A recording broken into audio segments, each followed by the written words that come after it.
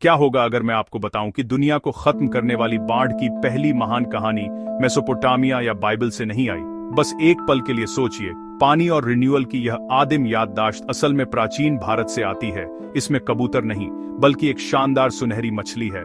इससे बहुत पहले कि दुनिया ने नूह और उसके आर्ग के बारे में सुना हो, या गिलगामेश ने अपनी कहानी पत्थर पर उकेरी हो, मत्स्य, विष्णु का पहला अवतार, मौजूद था। इस दिव्य मछली ने ब्रह्मांडीय असंतुलन महसूस किया, एक दुनिया अराजकता के कगार पर, और युग का अंत तेजी से आ रहा था। यहीं से हमारी गहरी यात्रा शुरू होती है, एक कहानी जो समय की धाराओं में तैरती है। हिंदू पौराणिक दृष्टि, समय रेखा नहीं, बल्कि चक्रीय महासागर की तरह ईबीबी और फ्लो युग चक्र आते हैं और गिरते हैं, ठीक वैसे जैसे चंद्रमा भरता और घटता है। एक पवित्र नदी के किनारे, एक ऐसी दुनिया में जहां आने वाले प्रलय का कोई निशान नहीं था, मनु नाम के एक नेक और नोबल राजा रहते थे। वह पावर और डर से नहीं, बल्कि विजडम, कंपैशन, धर्म के प्रति गहरी श्रद्धा के साथ शासन करते थे। हर सुबह वह अपने डेली रिचुअल्स करने और देवताओं को प्रेयर्स देने के लिए नदी के बहते पानी में जाते थे। वह एक इंक्रीजिंगली डार्कन होते वर्ल्ड में एक बीकन ऑफ लाइट थे, भविष्य के लिए चुना गया वेसल। एक फेटफुल मॉर्निंग, जैसे ही पानी उनके हाथों में भरा, उन्हें एक टाइनी रिगलिंग प्रेजेंस महसूस हुई। उन्होंने नीचे देखा और एक मिनिस्क्यूल फिश देखी जो अंगूठे से बड़ी नहीं थी। वह अदरवर्ल्डली लाइट से शिमरिंग कर रही थी, उसके स्केल्स पॉलिश्ड गोल्ड की तरह चमक रहे थे। उस टाइनी क्रीचर ने उनसे बात की, मेरी रक्षा करो हे महान राजा, और बदले में मैं तुम्हें आने वाले एक बड़े खतरे से बचाऊंगा। मनु का डिवाइन अट्यून्ड हृदय समझ गया, यह ऑर्डिनरी क्रीचर नहीं था। ड्यूटी और इंट्रीग का इनएक्सप्लिकेबल सेंस। उन्होंने उस रिक्वेस्ट का सम्मान किया और मछली को महल ले आए, एक छोटा एक्ट ऑफ काइंडनेस जिसने दुनिया को बचाने वाली चेन को गति दी। अगली सुबह जिस छोटी मछली को पॉट में रखा था, वह अब छोटी नहीं थी, रातों रात चमत्कारी ढंग से बढ़ी। हे राजा, यह बर्तन मेरे लिए बहुत छोटा है, कृपया मुझे एक बड़ा घर ढूंढो ताकि मैं बड़ा होता रहूं। मनु ने केयर से मछली को बड़े टैंक में डाला, लगा कि यह काफी होगा। अगले दिन फिर दोगुनी तिगुनी टैंक भर गया। ये टैंक भी प्रिजन बन गया है, मुझे बड़े वाटर बॉडी की फ्रीडम चाहिए। महल के पास विशाल शांत तालाब, फिर भी पैटर्न तेजी से दोहराया गया। अब स्पष्ट था, यह एक इनकॉम्प्रिहेंसिबल पावर वाला डिवाइन प्राणी था। ये बड़ा तालाब भी मेरे रूप को नहीं रोक सकता, मुझे महान ओशियन में ले चलो। मिट्टी का बर्तन, टैंक, तालाब, समुद्र, प्रोटेक्शन का यह फाइनल एक्ट उनके प्रॉमिस का कल्मिनेशन था। विशाल सुनहरी मछली वेव्स में विलीन, मुक्त और विशाल। किंग मनु और उनके लोग किनारे रुके हैं। मछली महासागर की गहराइयों की ओर जा रही है, उसका विशाल स्वरूप लहरों को चीरते हुए। सूरज की रोशनी उसकी तराजुओं पर दिव्य तेज बिखेरती है। वह क्षितिज भरकर मुड़ता है, उसकी आवाज ईश्वर जैसी गूंज में, रहस्य से उद्घाटन तक। मैं मत्स्य हूं, मैं विष्णु का पहला रूप हूं, ब्रह्मांड का रक्षक। तुमने करुणा और धर्म में खुद को योग्य साबित किया है। एक महान प्रलय आने वाली है, एक अंतरिक्षीय संहार जो दुनिया को धो डालेगा। समुद्र पहाड़ों को निगल लेंगे। यह युग खत्म होना चाहिए, पर जीवन का बीज नष्ट नहीं होगा। तुम चुने गए हो, जीवन का धागा अगले युग तक ले जाओ।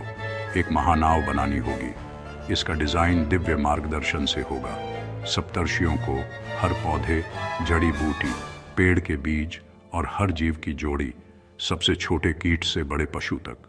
तुम सृष्टि के चरवाहे बनोगे। अपने आप को तैयार करो, अंत निकट है। मत्स्य के दिव्य आदेश के बाद किंग मनु ने तुरंत तैयारी शुरू की, बिना सवाल, अटूट विश्वास। एक मैसिव आर्क, रोबस्ट हल, फाइनेस्ट बिल्डर्स, स्ट्रॉन्गेस्ट मटेरियल्स, दिन रात परिश्रम। सप्तर्षि, वेद और एसोटेरिक नॉलेज के धारक, सेक्रेड मिशन में आमंत्रित। Forests, mountains, plains, grains, medicinal herbs, flowers, mighty trees, meticulous, exhaustive collection. Animals, birds, insects, एक डिवाइन इंपल्स से गाइडेड आर्क की ओर। जैसा भविष्यवाणी हुई, आसमान ब्रिलियंट ब्लू से मेनेसिंग ग्रे। पहली बूंदें, बारिश सॉलिड शीट्स में, रिलेंटलेस टॉरेंट, नदियां किनारे तोड़ती, प्लेन्स डूबे, क्षितिज से कोलोसल लहरें। शहर और जंगल निगल लिए गए, बिजली गरजी।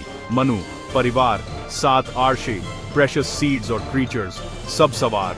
दुनिया काले पानी में डूबी। महान प्रलय, प्राइमोडियल पानी के नीचे सब चर्न करता हुआ। उफनते पानी में पत्ता सी नाव, भय और निराशा। अंधकार फाड़ती चमक, मत्स्य लौट आए, मीलों लंबा, ब्रिलियंटली ग्लोइंग, एक शक्तिशाली सींग, केओस में डिवाइन एंकर, छोटी नाव, दूर प्रकाश। वे अकेले नहीं थे, वासुकी सर्प, ऑर्डिनरी रस्सी नहीं, एक लिविंग पावरफुल बॉन्ड। एक सिरा आर्क से, दूसरा मत्स्य के सींग पर कनेक्शन बन गया। छोटी फ्रैजाइल आर्क अब विष्णु की इन्फिनिट पावर से बंधी। प्रिजर्वर ने मार्ग संभाला। मत्स्य के आसपास लहरें हटती, हवाएं शांत, स्टॉर्म के बीच शांति का घेरा। कई दिन रात वाटर वेस्टलैंड में सुरक्षित पार। यह ऑर्डियल केवल फिजिकल नहीं, मत्स्य ने कॉस्मॉस, क्रिएशन, प्रिजर्वेशन, डिस्ट्रक्शन के रहस्य और जीवन के नियम, धर्मा, विजडम के मार्ग सिखाए। प्रलय के एंडलेस ओशन के बाद तूफान की आवाज कम, बारिश ड्रिजल बनी, फिर रुक गई। घने बादल हटे, पहली किरण ग्लूम को चीरती हुई जलमग्न एक्सपेंस चमका। बाढ़ पीक पर थी, अब पानी उतरने लगा, नया आरंभ निकट। मत्स्य के मार्गदर्शन में आर्क एक ऊंची चोटी पर रुकी, माउंट हिमावन डिवाइन सेंचुअरी। मनु, परिवार, 7 रशे बाहर आए। शांत, खाली, प्रिस्टीन लैंडस्केप जीवन की प्रतीक्षा में। हवा शुद्ध, आसमान साफ, दुनिया रिबॉर्न। मत्स्य ने अंतिम आशीर्वाद दिया, यात्रा में दिया ज्ञान, अब प्रैक्टिस में। टीचिंग्स कंपाइल, मानुस मरीटी जैसे ग्रंथों से जुड़े ethical codes, justice, governance, personal conduct, spiritual values की फाउंडेशन। गोल्डन फिश दूर तैर गई, रूप विष्णु के बाउंडलेस एसेंस में घुला। मानु शिखर पर समय की सुई से गुजरता धागा, अर्शियों, बीजों और जीवों संग दुनिया को फिर से शुरू करने लगे। मनु और मत्स्य अवतार की यह इनक्रेडिबल स्टोरी ह्यूमन मिथोलॉजी की ग्रैंड टैपेस्ट्री का हिस्सा है। एपिक ऑफ गिलगमेश, उत्नपिष्टिम को ईय की चेतावनी, डिवाइन निर्देश, great boat, deluge, immortality. Genesis, God cleanses earth, Noah ark बनाता है। फैमिली और एनिमल पेयर्स, 40 डेज।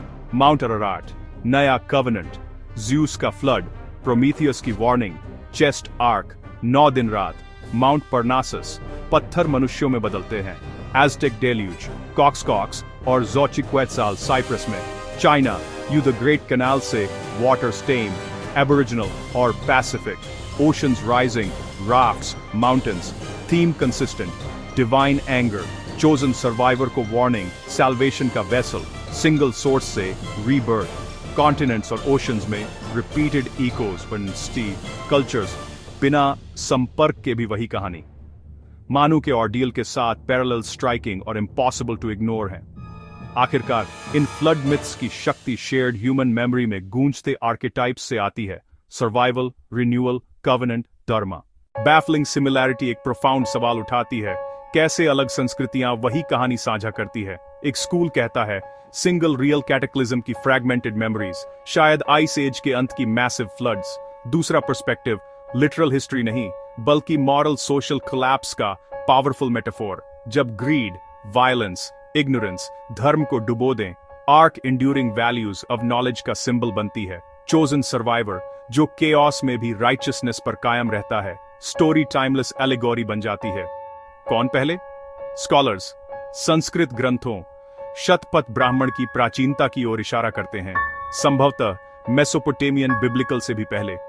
पर ट्रूथ पानी सा रूप बदलते हुए संस्कृतियों में बहता है।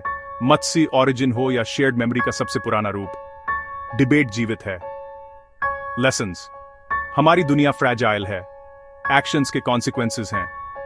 बचाना केवल लाइफ नहीं, विजडम, कंपैशन, सेक्रेड लॉज भी। गोल्डन फिश और राइचियस किंग याद दिलाते हैं, प्रिजर्वेशन डिवाइन एक्ट है, ह्यूमिलिटी स्ट्रेंथ का सोर्स, और हर डिस्ट्रक्शन के बाद नई शुरुआत का प्रॉमिस। कभी कभी सबसे पुरानी स्टोरीज सबसे गहरे ट्रूथ्स छिपाती हैं, और एक फिश सच में टाइम का कोर्स बदल सकती है।